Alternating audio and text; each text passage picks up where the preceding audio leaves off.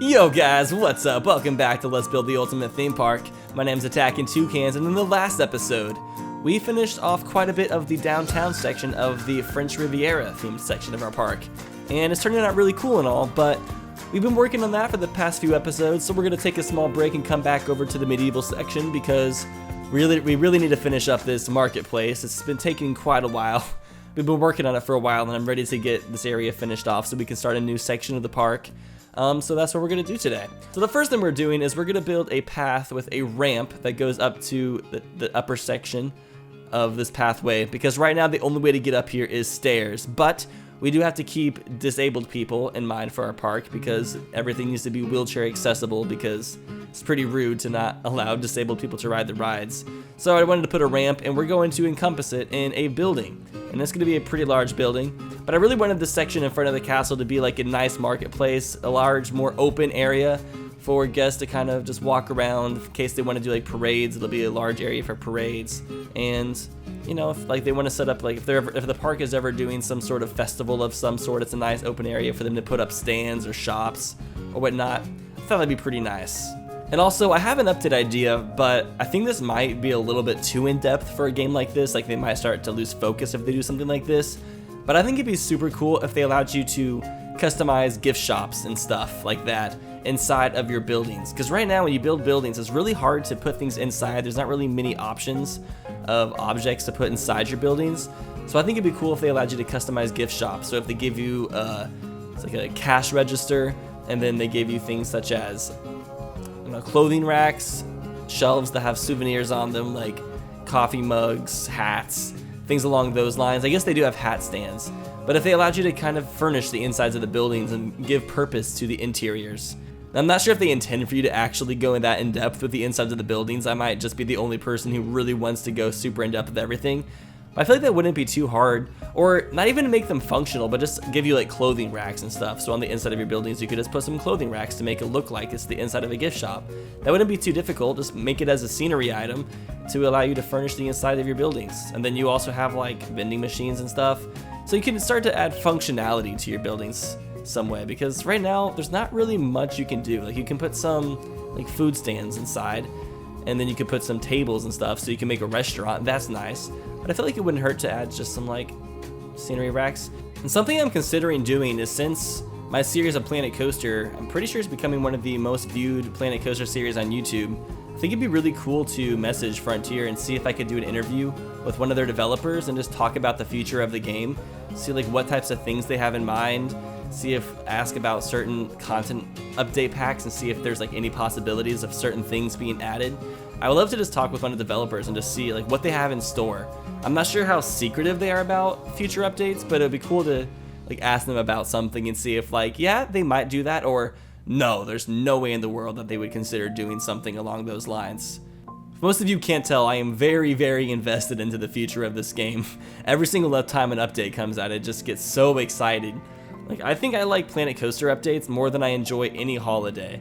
Like, I think a Planet Coaster update is a better Christmas present than anything else I could possibly receive from anybody. Is that sad? But on the interior of this building, I ended up not putting too much. I just put some potted plants, some pots, a fortune-telling machine, just to get some people inside of it. There's not really much I can put inside, so I'm just putting a few little decorations just so it seems like I put some thought into it. I don't think it matters too terribly much, but you know, I'm just rolling with what I have. Like I said, it'd be nice for a few more objects to put inside buildings to make the interior of the buildings a bit more realistic. But as far as the theming for this building, I'm sort of just making it look like this is a battlement of some sort. Like maybe the soldiers go inside here, they store their weapons and their armor and stuff like that. More of like a storage building. It's not too terribly decorated, just mostly looks more so functional than anything. And then there's like a lookout tower on the very top so that somebody can look out, because this is towards the edge of the wall, so there will need to be an area that's a little bit higher for people to have a lookout. Although, I mean, if the best lookout location would probably be on the castle, since the castle is it's so big. I can't believe I made it so big. The indoor sci-fi complex, I thought that was really big when I built it. And then I built the castle and it ended up being just like 3 or 4 times the size. And I'm like, sheesh, I'm going a little bit overboard on this maybe. But at the same time, I think that's one of the kind of the charm of it is so big. Like, it's kind of surprising that I built something so large. And as a quick update for the names of each theme, I'm going to announce those in the next episode, because that's the episode where I'm going to build signs announcing the names for each area. I'm going to put some like signs where it says the name and add some extra decorations on the outside of each area so you know what area you're entering. So I'm going to save that as a surprise for next episode, because I don't end up building that this episode, and I feel like it would be more topical if I saved it for when I'm actually building the entrances of each area. I mean, the entrance is already built. I mostly just need to build signs with letters just saying the name of the area you're entering. And something else I wanted to touch upon is lots of people have been asking me to make a video like showing off the park so far and like ride all the rides and everything. And I really do want to do that, but honestly, I can't record it. My computer can't handle it. If I did that, the video would be like 10 frames per second. It would be super duper choppy. The only way I could do that is if I either upgraded my computer or I had like a friend that allowed me to use their computer. And my friend whose computer I could do it on, he lives in St. Louis, and I won't be visiting St. Louis anytime soon. Probably not for at least the next 6 months.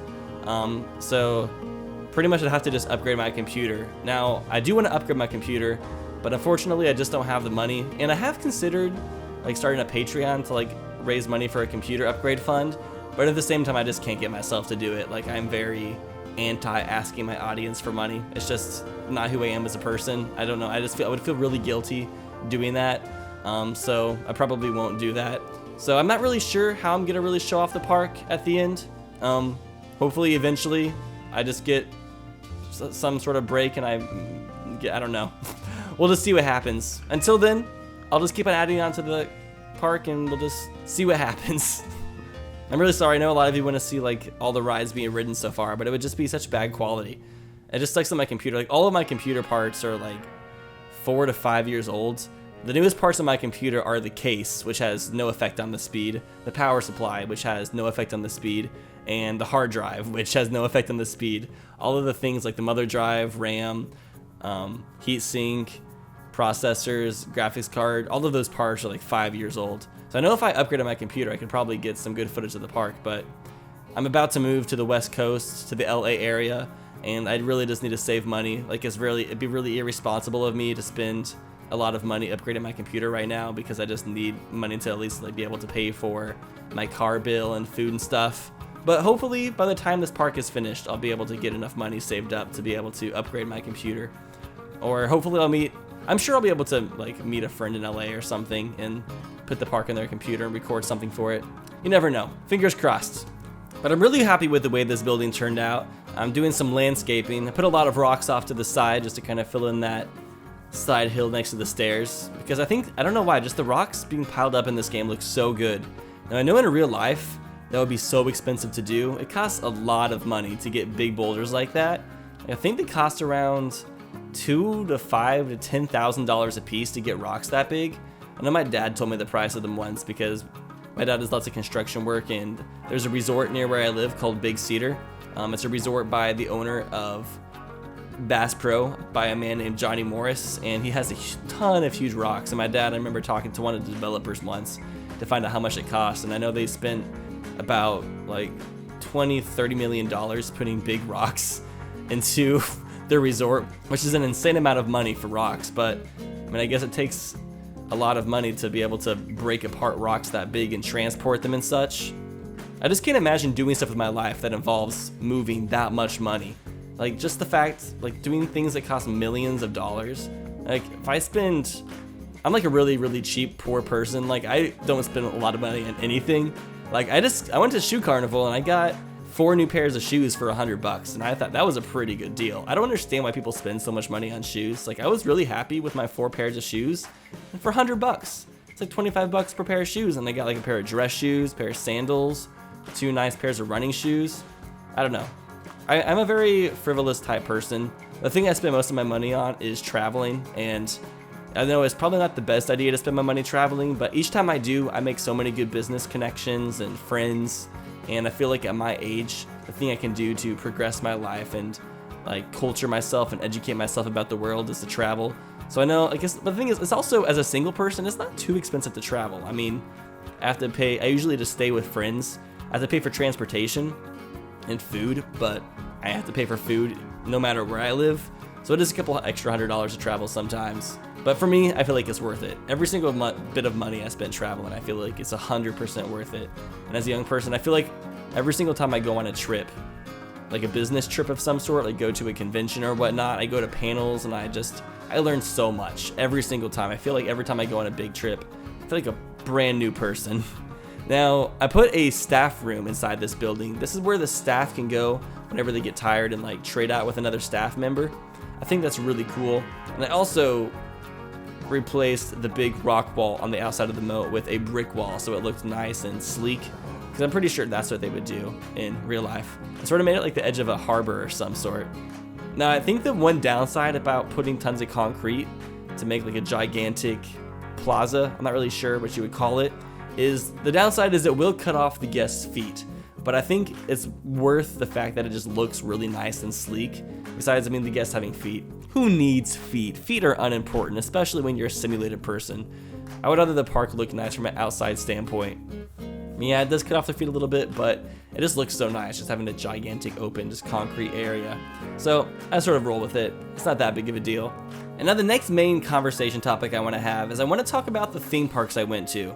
And that's also going to be the comic question of the day, is what theme parks have you visited yourself? Now, here's my list. So I have been to quite a few theme parks in California. I've gone to Universal Studios, Disneyland, and Six Flags Magic Mountain.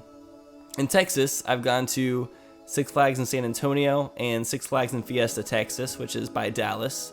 In Missouri, I've gone to Six Flags in St. Louis, Worlds of Fun, Silver Dollar City, and a theme park that's not open anymore called Celebration City in Branson, Missouri.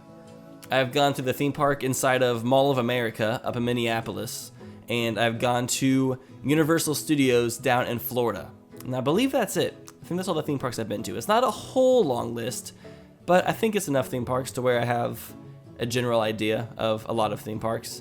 I'm sure, I know there's a lot more to go to, and hopefully someday I'll be able to go to them all. But that'll be a day when I have money. Hopefully someday I have money. We'll find out. I do have a lot of business plans and things I'm working on to hopefully secure a future for myself, but until that day comes, I will just continue on drifting and go to theme parks every once in a while. The next one I do really want to go to, and lots of people have been suggesting it to me in the comments, is Cedar Point in Ohio. And my family's been talking about taking a trip there for a few years now, but we still have never been able to find a point where we're all able to. My brothers are both football players in high school, and they just have so many practices.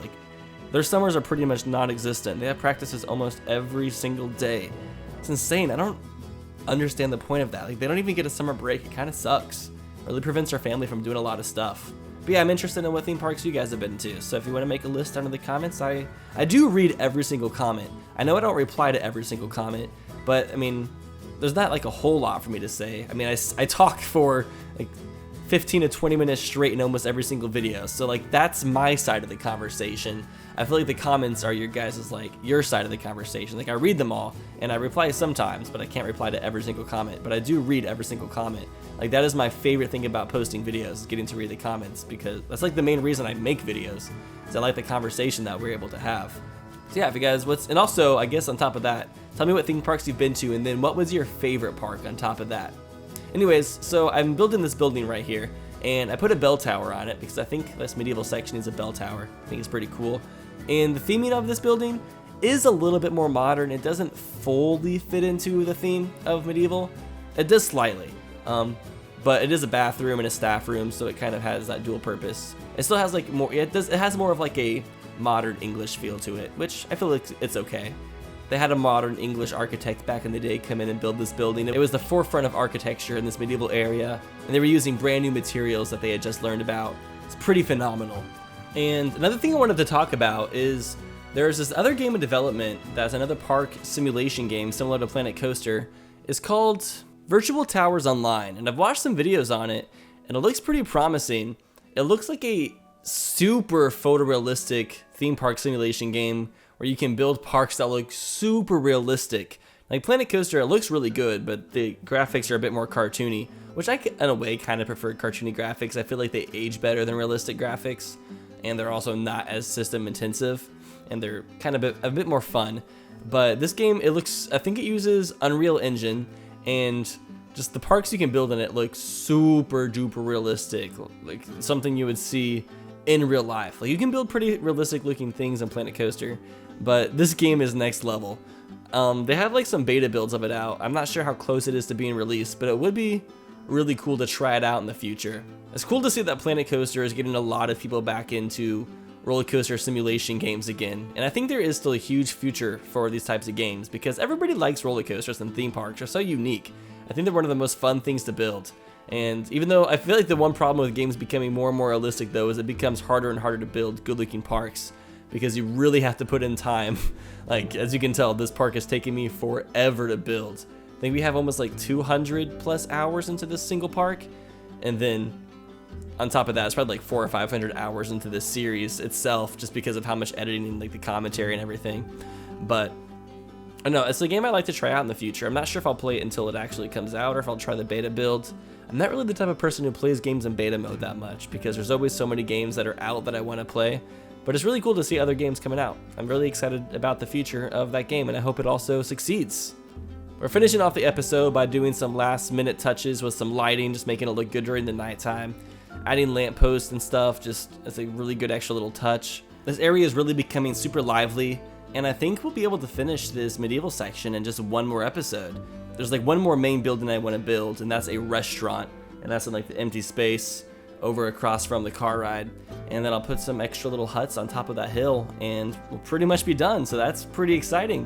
One more episode. I mean, there's still a few more episodes to finish up the castle and the roller coaster inside the castle, but that's like a completely different series. Honestly, that'll probably be the next Planet Coaster video I upload, as another Zelda coaster video, because we do need to make some progress on that. But with that, we are at the end of this episode, so if you enjoyed it, please give it a thumbs up. I really appreciate it, and I will see you all in the next one. Have a fantastic day.